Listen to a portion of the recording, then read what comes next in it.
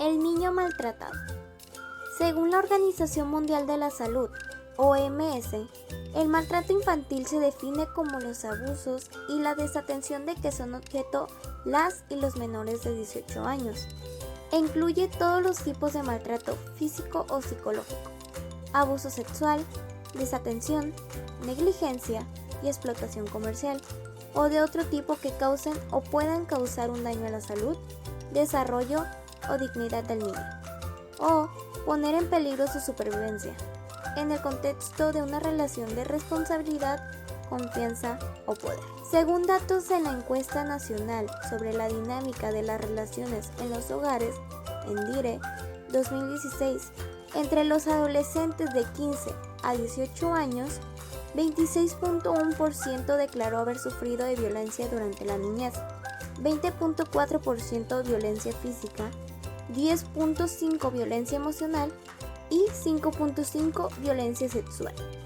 Las estadísticas de mortalidad del INEGI indican que en 2018 se registraron 1.505 muertes violentas de personas menores de edad, con presunción de homicidio, de las cuales 75.5% son hombres y 24.4% mujeres.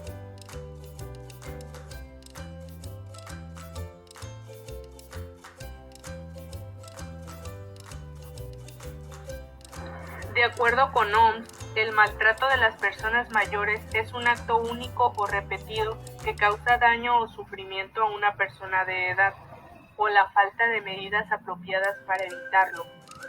Esta se produce en una relación basada en la confianza. La violencia hacia las personas mayores es un problema que se conoce hace pocos años, debido a que se mantuvo en el ámbito privado y en muchas ocasiones enmascarado porque los familiares cercanos eran quienes la ejercían. De acuerdo con cifras de la Organización Mundial de la Salud, 1 de cada 10 personas mayores ha sido víctima de malos tratos. Este tipo de violencia constituye una violación de los derechos humanos e incluye el maltrato físico, sexual, psicológico o emocional, la violencia por razones económicas o materiales, el abandono, la negligencia y el menoscabo grave de dignidad y la falta de respeto.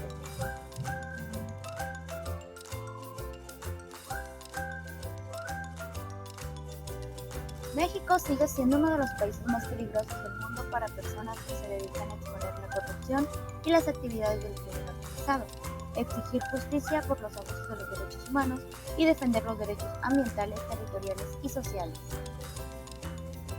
En 2019, más periodistas fueron asesinados en relación con su trabajo en México que en cualquier otro país aparte de Siria, representando la mitad de los periodistas asesinados en todo el mundo.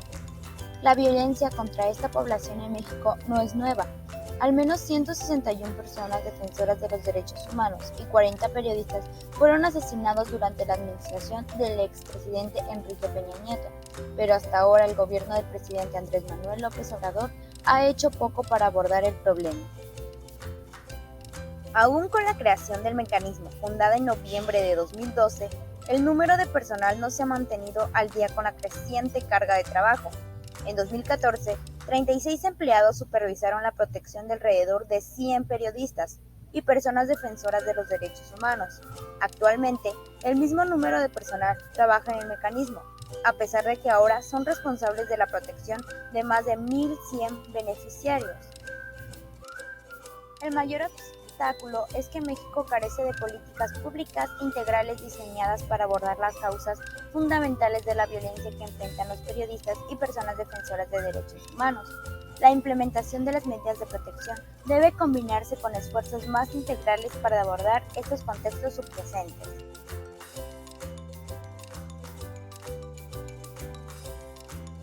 Los derechos de los pueblos indígenas.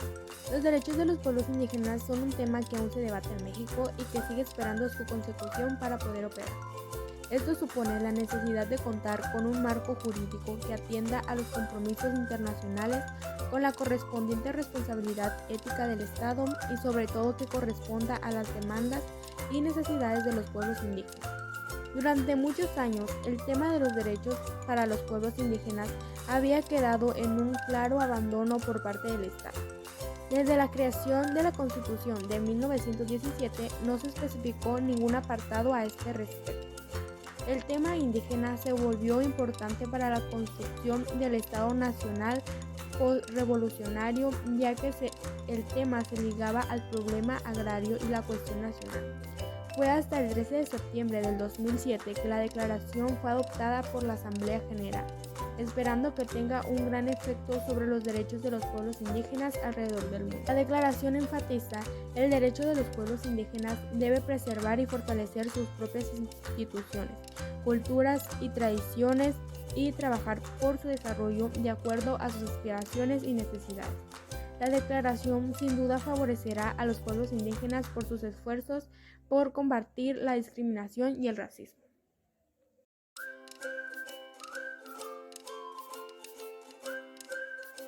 Violación a los derechos humanos de la mujer. La violencia contra las mujeres es una de las violaciones a los derechos humanos más sistemáticas e invisibilizadas que existen. La más sistemática porque es la que más ocurre alrededor del mundo y la más invisibilizada porque es la que más se ha naturalizado. La violencia contra las mujeres se da en todos los ámbitos, desde el privado, ya sea en la familia o las relaciones de pareja, como en el ámbito laboral y docente, que se manifiesta a través de la descalificación del trabajo realizado, amenazas, intimidación, humillaciones, explotación y todo tipo de discriminación por condición de género. Otras modalidades de violencia incluyen también la violencia dentro de la comunidad, la violencia institucional y finalmente la violencia feminicida, que es la forma extrema de violencia de género contra las mujeres, que puede culminar en la muerte violenta de ellas. Es importante recordar que una gran parte de la lucha a favor de los derechos humanos de las personas y en especial de las mujeres está fuertemente ligada a una transformación cultural y educativa. En suma, es tarea de todas y todos promover y defender los derechos humanos de las personas, formando ambientes donde impere el respeto, la tolerancia y la igualdad. Solo así podremos construir sociedades más justas.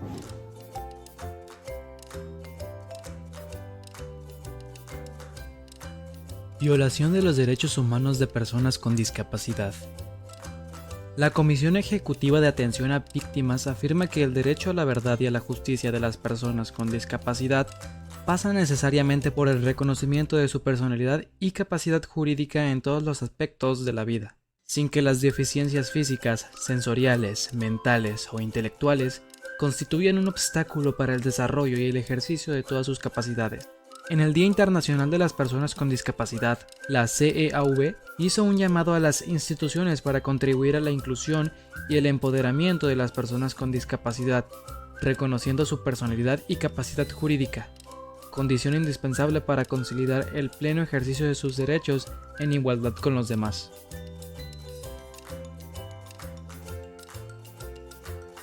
Jornaleros agrícolas, trabajadores migrantes y derechos humanos en Sinaloa. Un jornalero es una persona que trabaja para otra a cambio de un pago. Durante periodos de un día, todos los jornaleros, hombres y mujeres, locales y migrantes tienen derecho a un trabajo. No ser discriminado, vivir libres de violencia, recibir servicios de salud, jornadas de 8 horas, un día de descanso, salario igualitario, entre otros. Todo miembro debería adoptar, dentro del marco de su legislación nacional, medidas especiales para garantizar a los trabajadores pertenecientes a las poblaciones en cuestión, para protección eficaz en materia de contratación y condiciones de empleo. Mientras dichos trabajadores no pueden beneficiarse de la protección de la ley, concede a los trabajadores